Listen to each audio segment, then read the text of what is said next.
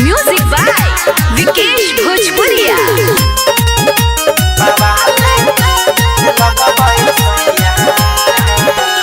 Powder Crimea लगाई ले लो, अखिया में काजर सजाई ले लो। पाउडर क्रीमिया लगाई ले लो, अखिया में काजर सजाई ले लो। ऐसे चमकी ना रूप के ललहिया, हव सोहट लही पिया कहिया से बाबा ले लगबे सैया। हव सोहट लही पिया कहिया से बाबा ले लगबे सैया। बाबा ले लगबे सैया सैया।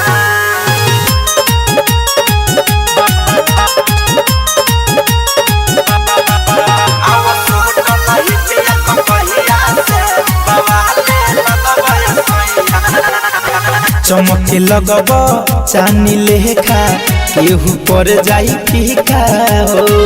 आवहेने सट पजरिया कदी काला एगो टीका हो। चमके लगब चानी लेखा, केहू पर जाई फीका हो। आवहेने सट पजरिया कदी काला एगो टीका हो। गाँवे गहली में हुई बरहिया, आओ सोहट लही पिया कहिया से बाबा ले लगबे सैया।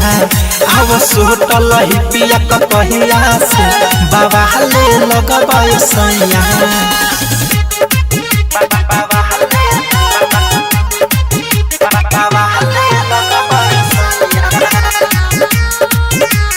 म्यूजिक बाय विकेश भोजपुरिया।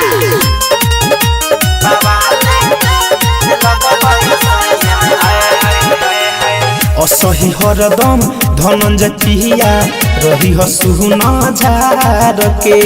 मिठू मिसाइल के जैसे तोहरो रूपवा रखेम सवार के।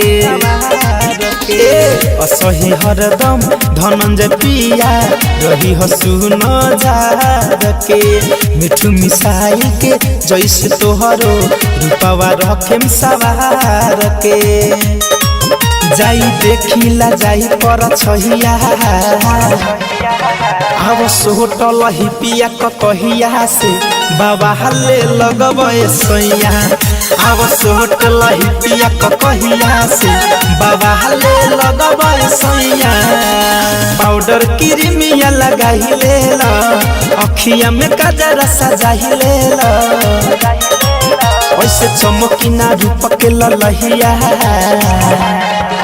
हव सोहट लही पिया कहिया से बाबा ले लगबे सैया।